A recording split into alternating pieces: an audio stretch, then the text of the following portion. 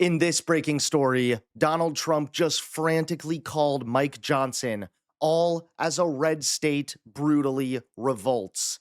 That's right, things are not looking good for Donald Trump, Mike Johnson, or really just Republicans in general. How's it going, everybody? Hunter Avalone here with Occupy Democrats. Welcome back to another video.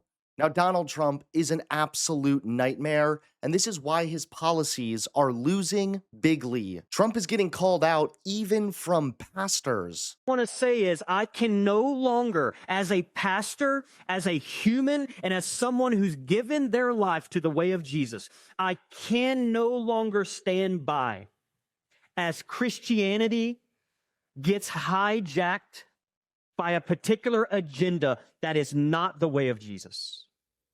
I cannot stand by as a Christian and watch Christ's name get hijacked to further justify hate, racism, bigotry, misogyny, and white supremacy. The colonizers who came to America said they were Christians. The KKK said they were Christians. There have been mass shooters whose profile said they were Christians. There were insurrectionists on January 6th who flew Christian paraphernalia. They claimed to be Christians. There were, check this out, some of you know this, slave owners who claimed to be Christian. And what you see in this moment, this week in American history, is you see the twisting of the truth.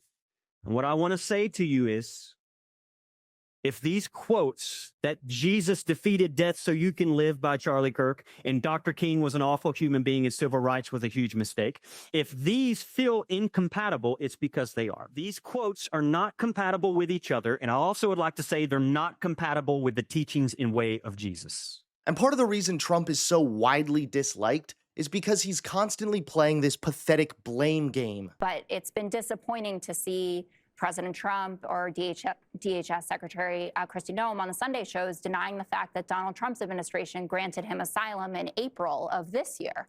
So they had a chance to evaluate the situation as well when he was nuts, when he was suicidal, when he was threatening, all these things that have been going on in his life, and they also let him stay. So just making this it was your fault, not we have an American problem, I think turns a lot of people off from this, or this kind of rhetoric when Trump is posting that you need to denaturalize people who undermine domestic tranquility and deport foreign nationals who are non-compatible with Western civilization. Using those kinds of sweeping terms versus saying, we need to look at this program. But now Trump is running out of people to blame. That's right, Trump just frantically called Mike Johnson as a red state revolts.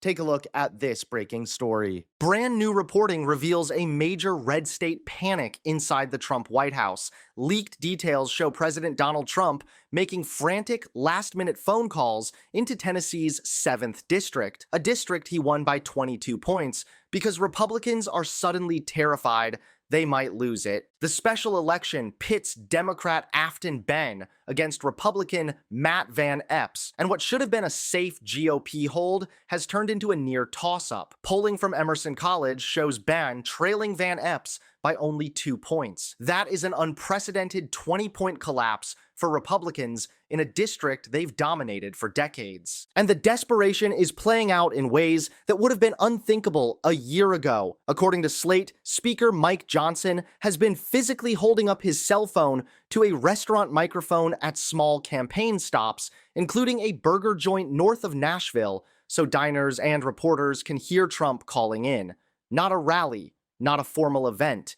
A speakerphone call piped into a fast food restaurant because the campaign is scrambling for any last boost. During one of these calls, Trump launched attacks on Afton Ben, calling her anti-Christian and anti-country music, while Matt Van Epps and Mike Johnson thanked him repeatedly. But the real story isn't what Trump said, it's that he had to do it at all. If Republicans are fighting for their lives in a district like this, it signals deep rejection of Trump's second term. Even a narrow Van Epps win would be a warning siren for 2026. But if Afton Ben pulls off the upset, it would immediately threaten the GOP's razor-thin House majority. The fact that Trump is dialing into burger restaurants is the clearest sign yet. The White House is genuinely afraid they are about to lose Tennessee.